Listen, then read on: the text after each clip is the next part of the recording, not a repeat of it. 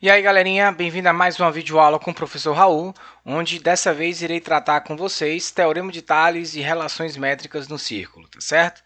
Então, o que acontece? O Teorema de Tales basicamente resume das seguintes situações. Tá? Nós temos um feixe de retas paralelas, que no caso seria um conjunto de retas paralelas, tá? Eu botei aqui três retas paralelas, onde nós iremos traçar a primeira transversal, que vai determinar alguns segmentos, e aqui eu vou determinar os segmentos, eu vou mostrar para vocês aqui o segmento A e o segmento B. Traçamos mais uma nova transversal e os segmentos C e D. O que diz o Teorema de Tales? Que feito isso, tá, esses segmentos eles são proporcionais, os segmentos correspondentes são proporcionais, ou seja, a razão entre o segmento A e B é a mesma razão entre o segmento C e D. Observe, quando eu falo proporcionais, pessoal, não quer dizer que eles têm medidas iguais, não. Isso pode até vir a acontecer, tá? Mas normalmente eles são proporcionais, ok? Dito isso, vamos para os exemplos. Observe, essa situação aqui é interessante que você tente, né, utilizar uma lógica para resolver algumas situações que você acaba ganhando tempo. Perceba aqui, ó, o segmento de baixo é o dobro do de cima. Então, isso aqui também deve acontecer aqui, ó. Se aqui é 10, obrigatoriamente o x vai ser quanto? 20. Então, só por uma percepção, eu já descobri o valor de x. Agora, o y, a gente vai aplicar de fato o teorema de Tales, né? Que vai ficar da seguinte forma, ó, 20 está para 8, assim como 14 está para y. O que eu fiz aqui? Ó? Observe, aqui eu simplifiquei por 4, gente, aqui vai ficar 2, né? E aqui vai ficar 5. Aí em seguida eu multipliquei cruzado, né? 5y é igual a 28 e por fim, y é igual a 28 dividido por 5, que vai ser igual a 5,6. Segundo caso, observe. Então, vou lá. Primeiro caso, ó, 7 está para 6, assim como x está para 7. E aqui eu multiplico cruzado, né? Isso? 6x é igual a 49, x é igual a 49 sobre 6. Aí, a minha grande dica nesse caso aqui, gente, ó, é não usar o valor de x para encontrar o y, tá? Observe como é que eu vou fazer, ó. Eu vou pegar o seguinte, ó, y está para 7, tá vendo?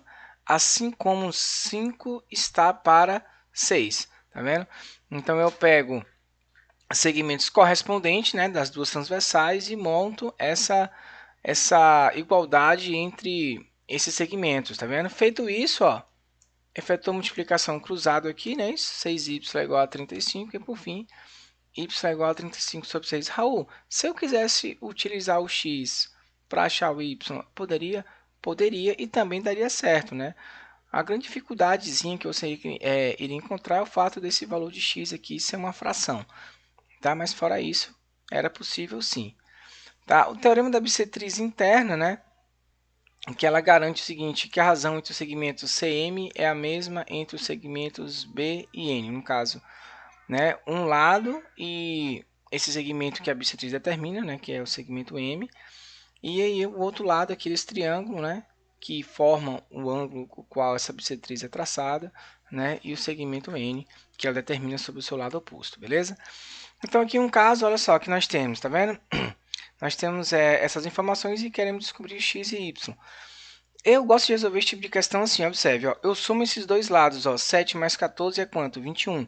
Agora eu aplico a relação, ó, 21 está para 15, assim como 7 está para x. Observe que aqui eu posso simplificar logo por 3, não é isso? E aqui vai ficar 7 e aqui vai ficar quanto? 5. E observe que esse 7 ele pode ser simplificado, ó. Então, o que vai sobrar para a gente? Aqui sobra 1 e aqui também sobra 1. Multiplicando cruzado, nós já sabemos que x vai ser igual a 5. Ora, se x é 5, ó, como aqui embaixo tem que completar 15, então y tem que ser 10, ok? Próximo caso, ó, olha só. Eu tenho a bissetriz aqui, por que esse cara aqui é 26, Raul? Muito simples. Note aqui, gente, ó, o detalhe, olha só a percepção. Perceba que esse lado, ó, é o dobro desse, ó. Tá vendo? E se a questão estava pedindo para encontrar AC, como essa medida aqui vale 18, então, consequentemente, isso aqui também tem que ser o dobro desse pedacinho aqui. Então, se é o dobro, então, essa medida é 36. É como eu falei, quando for possível utilizar uma lógica para descobrir o valor, né, que a questão está pedindo, é bem interessante que você acaba ganhando tempo, tá certo? O teorema da bissetriz externa, o que ele traz para a gente? Ó? Ele traz para a gente o seguinte, ó, tem a bissetriz no ângulo externo, é isso?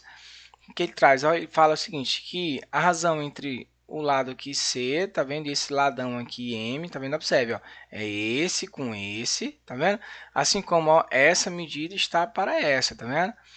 O teorema da bissetriz externa só garante isso, pessoal. Mais nada, tá? Não vai querer inventar a moda, não.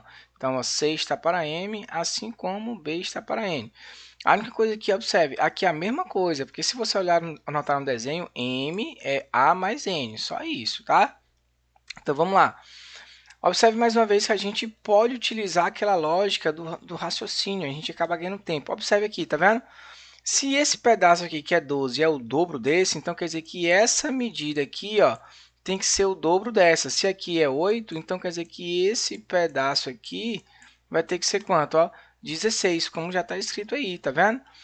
Então, olha só, se esse pedaço tem que ser 16 e aqui já é 12, então quer dizer que x vai ser quanto?